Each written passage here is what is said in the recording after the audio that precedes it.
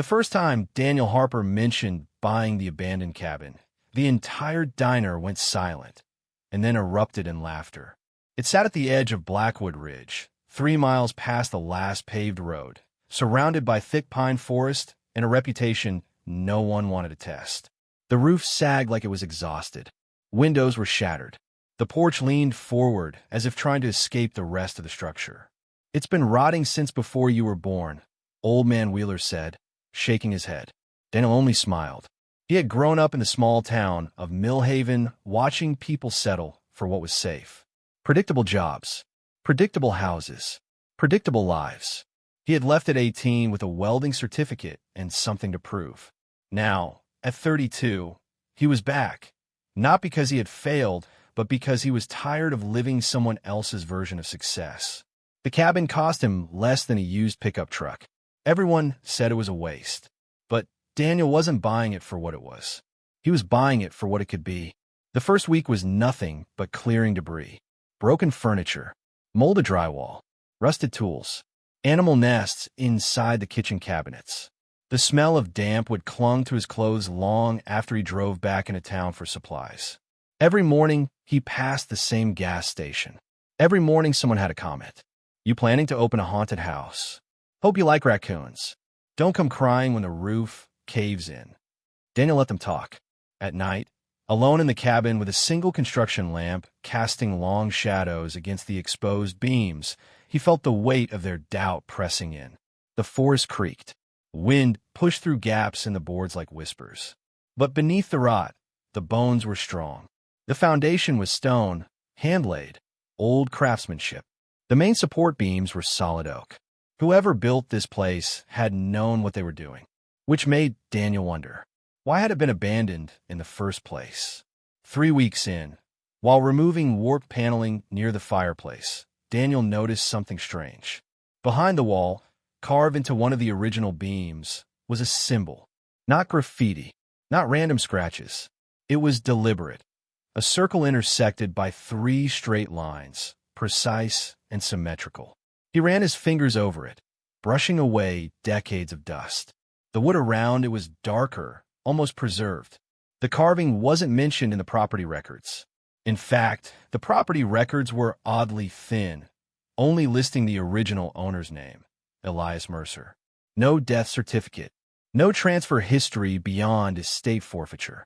Daniel took a picture and sent it to a friend who studied local history. The reply came an hour later.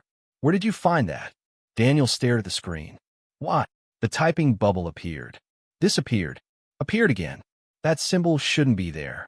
When Daniel pressed for answers, his friend stopped replying. That night at the diner, Daniel casually brought up the name Elias Mercer. The reaction was immediate. Wheeler stiffened. The waitress dropped a fork. A couple at the corner booth suddenly became very interested in their pie. "Old story," someone muttered. "Not worth digging up." Daniel pushed gently. What happened to him? Silence stretched longer than it should have. Finally, Wheeler leaned forward.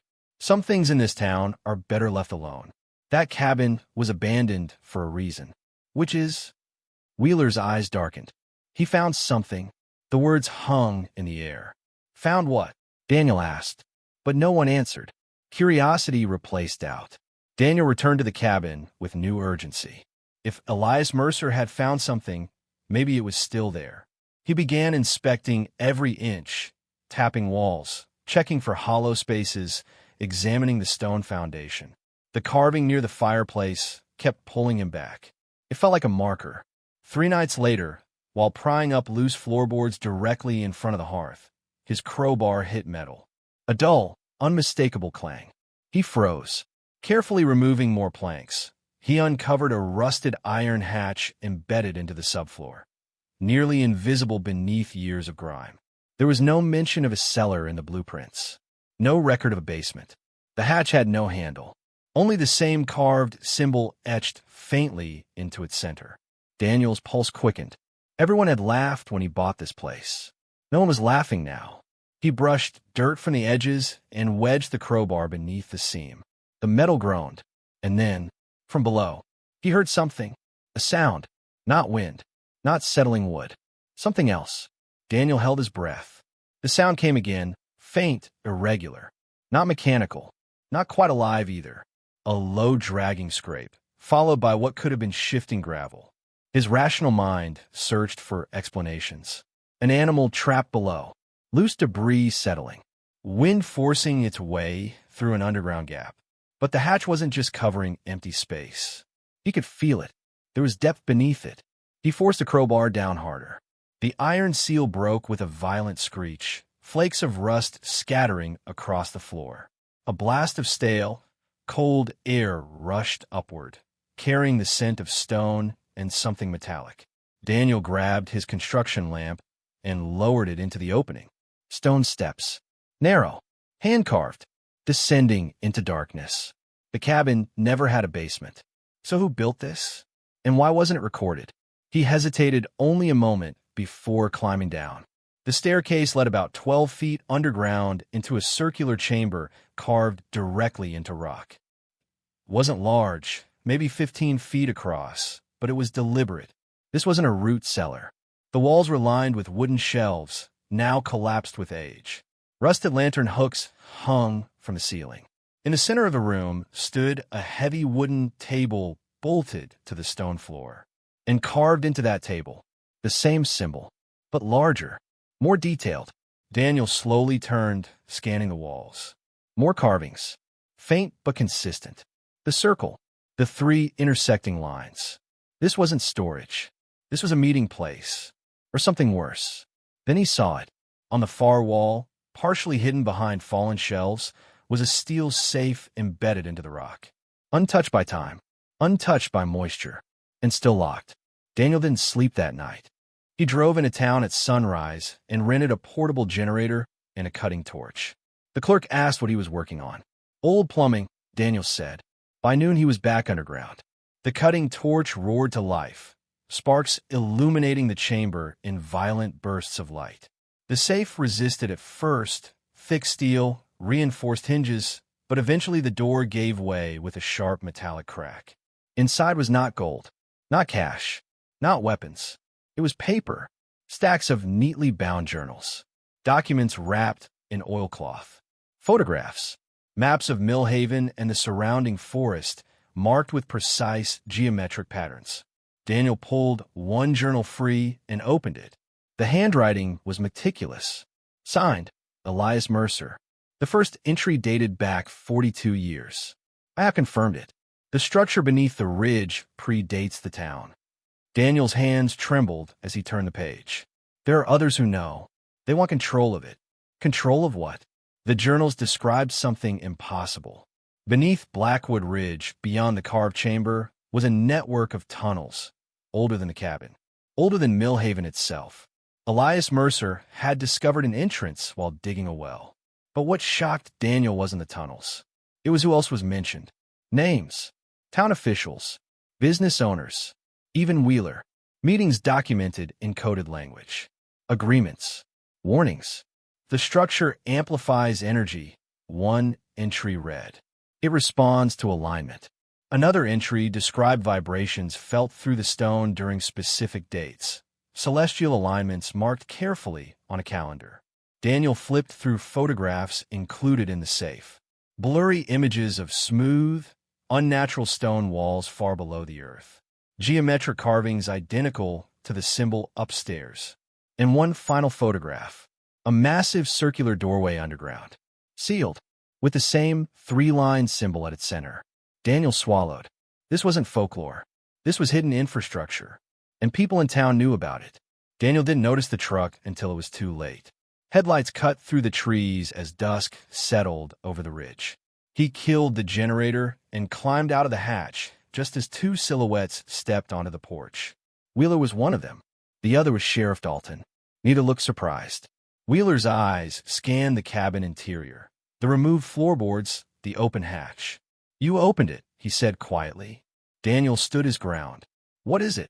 The sheriff's voice was calm. Too calm. You've gone far enough. Daniel felt his pulse pounding in his ears. What's under this town? Wheeler stepped forward, his usual sarcasm gone. You think we laughed because you were foolish? He asked. We laughed because we hoped you'd give up. A long pause. You weren't supposed to look inside. The forest around the cabin felt suddenly smaller. Closer. Sheriff Dalton rested a hand near his holster. "Close it," he said. Daniel glanced toward the open hatch behind him. From below, that same low vibration echoed upward, stronger this time, and the ground beneath their feet shifted. The vibration rolled through the cabin like distant thunder. Dust fell from the exposed beams. The open hatch rattled violently against the floorboards. Sheriff Dalton instinctively stepped back. Wheeler didn't. Daniel felt it clearly now. Not random movement, but rhythm. A pulse. Slow. Deliberate. "What is that?" Daniel demanded. Wheeler's jaw tightened. "It's early." "Early for what?" Another tremor hit, stronger this time. A faint glow flickered from deep within the hatch. Not bright, but unmistakable. A soft, bluish shimmer reflecting off the stone staircase. Dalton swore under his breath. "You said it wouldn't activate unless—" "I know what I said." Wheeler snapped. Daniel's mind raced. "Activate? You knew this would happen." Wheeler's eyes locked onto his. "You weren't supposed to open the safe. The alignment isn't until tomorrow night." Alignment. The journals. The dates marked in red ink. Daniel felt a cold realization settle in his chest. He hadn't just discovered something. He had triggered it. Ignoring the sheriff's warning, Daniel grabbed his lamp and moved toward the hatch. Dalton stepped forward. "Don't." The vibration intensified, humming through the wood beneath their boots. "If something is happening down there, I need to see it," Daniel said. "You don't understand what you're interfering with," Wheeler replied. "Then explain it." But Wheeler didn't answer. Instead, he moved toward the hatch as well. For a brief moment, the three men stood in silence, staring into the glowing stairwell. Then Daniel descended. The chamber below had changed. The carved symbols along the walls emitted a faint luminescent outline, tracing their shapes like veins of light beneath stone. The air felt charged, heavy, almost electric.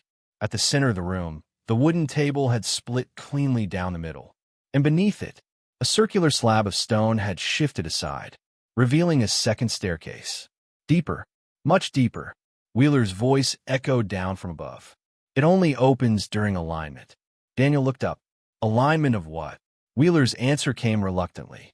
The ridge, the stars, and what's buried under both. The second staircase spiraled downward into smooth, polished stone, unlike the rough carving of the upper chamber. This wasn't human work. The walls were seamless, almost fused, etched with repeating geometric patterns that matched the symbol above. Daniel ran his hand along the surface. It was cold, perfectly cold, as if insulated from time itself. Behind him, Wheeler followed slowly. Sheriff Dalton remained at the top of the first chamber, visibly torn between duty and fear. The staircase ended in a vast corridor stretching into darkness. And then Daniel saw it. Lights, embedded in the walls at intervals, glowing faintly blue, activating one by one as they stepped forward, like the structure was aware of their presence. "This wasn't built by Mercer," Daniel whispered. "No," Wheeler replied. "He found it, just like you." The corridor opened into an enormous subterranean chamber. At its center stood the circular doorway from the photograph. Only now, it wasn't sealed. It was slowly turning. The doorway rotated with a deep, resonant hum, stone grinding against stone with impossible precision.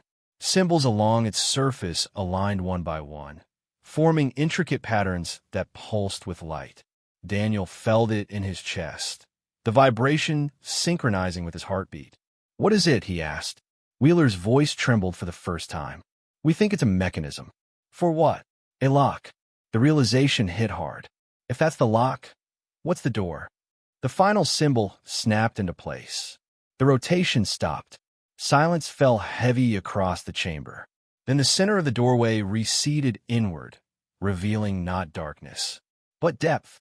An open space beyond that seemed to bend perspective itself, like looking into a vast underground sky filled with faint, shifting light. Daniel stepped closer.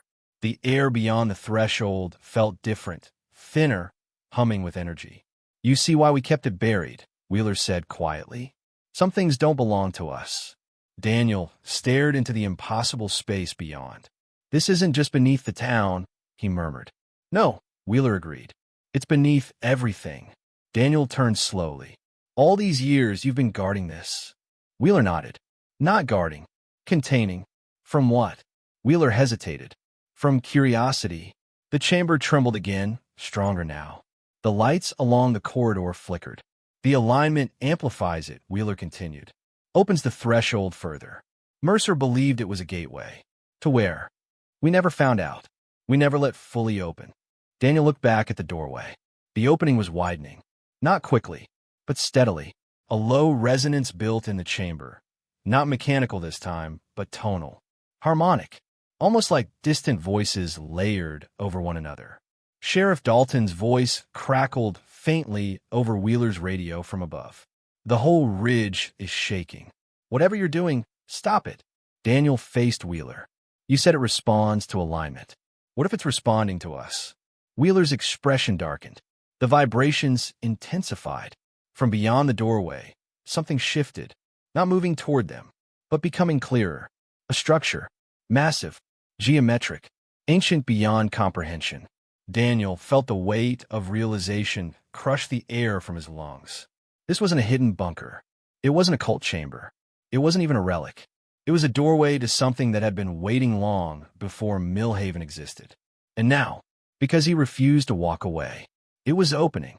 The chamber's hum deepened into a layered resonance that vibrated through bone and stone alike. Daniel felt pressure build behind his eyes as the opening in the circular doorway expanded another inch. The air rippled, distorting the space beyond like heat over asphalt. Wheeler grabbed his arm. Step back. But Daniel couldn't look away. Beyond the threshold, the massive geometric structure became clearer. Towering pillars arranged in impossible symmetry, stretching into a horizon that shouldn't exist underground. It's not a room, Daniel whispered. No, Wheeler replied. It's a space. The lights embedded in the corridor walls flared brighter. Symbols around the doorway began rotating independently, sliding across the stone like living equations solving themselves. The alignment is accelerating, Wheeler muttered. It shouldn't be this fast. Daniel remembered the journal entries. It responds to alignment. Maybe not just celestial alignment. Maybe human alignment. Intention. Curiosity. Discovery. The hum shifted pitch, and something on the other side moved. It wasn't creature. It wasn't a shadow. It was movement within structure, like an entire landscape adjusting. One of the towering geometric pillars shifted position, rotating silently in the vastness beyond the threshold. Light pulsed outward from its surface in expanding rings. Daniel stumbled back as the pulse passed through him. Not physically, internally. Images flashed across his mind. Unfamiliar constellations, vast subterranean networks branching beneath continents, symbols carved into mountains across the world. This isn't the only one, he breathed. Wheeler's face drained of color. Mercer theorized there were others. Not theories, Daniel said. Connections. Another pulse. This time, the vibration knocked loose fragments of stone from the chamber ceiling. Sheriff Dalton's voice screamed through the radio above. The town is feeling this. Windows are cracking. The doorway continued widening. Close it, Dalton shouted. Wheeler turned to Daniel. Step away. If it senses no interaction, it stabilizes. But Daniel realized something Wheeler hadn't. It's not opening because we're here, Daniel said quietly. It's opening because we found it. The harmonic tone grew almost melodic now. Layered frequencies weaving together in a pattern that felt deliberate. Daniel approached the threshold again, despite Wheeler's protest. The air near it felt charged, but not hostile. Inviting. You think it's a threat, Daniel said. We don't know that it isn't, Wheeler replied sharply. Daniel stared into the vast, geometric expanse. What if it's not a door to something coming here, he asked. What if it's a door waiting for us to step through? Wheeler's silence was answer enough. The journals had been filled with fear, containment, secrecy, but never exploration.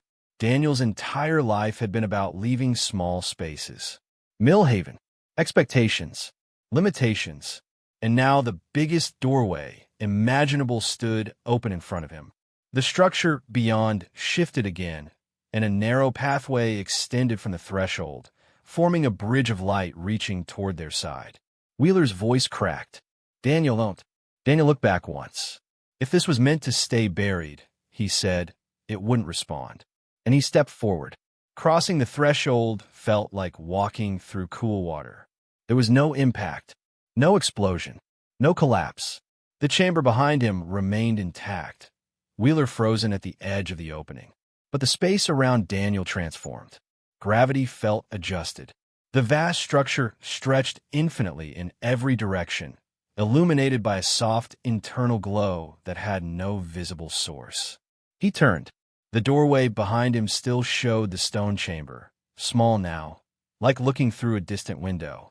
Wheeler stared at him in disbelief. Daniel looked down at the surface beneath his feet, smooth, geometric panels that shifted slightly with each step, responding to his weight.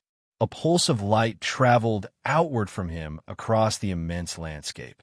And in response, the towering pillars began to align, rotating into a configuration that formed a massive symbol identical to the one carved in the cabin beam. Only now Daniel understood. It wasn't a warning. It was a map. This place wasn't underground. It was beneath perception, hidden in layers humanity had never learned to see, and it had been waiting. Back in the chamber, Wheeler watched in stunned silence as the doorway stabilized. The violent tremors ceased. The harmonic tone softened into a steady resonance. Daniel stood within the impossible structure, unharmed. The ridge above stopped shaking.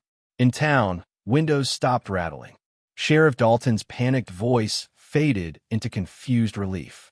Wheeler stepped closer to the threshold. "What do you see?" he called out. Daniel turned slowly, a replacing fear. "It's not something inside," he said. "It's somewhere." The pillars completed their alignment. A beam of light extended upward into a sky that didn't exist, projecting patterns of stars not yet visible from Earth. Coordinates, possibilities, pathways. Daniel looked back at Wheeler. "It's not a weapon," he said. "It's a gateway network." Wheeler's breath caught. "For travel?" he asked. "For knowledge," Daniel replied. The cabin above had been abandoned, mocked, forgotten. But what it contained wasn't horror. It was potential. The doorway remained open, stable now, controlled. Not because it had been forced, but because someone had finally stepped forward instead of sealing it shut. And for the first time in decades, no one was laughing. Daniel stepped farther into the geometric expanse. As he moved, the pillars adjusted subtly, tracking him, not threatening but responsive. The surface beneath his boots illuminated with faint lines that connected outward like circuitry.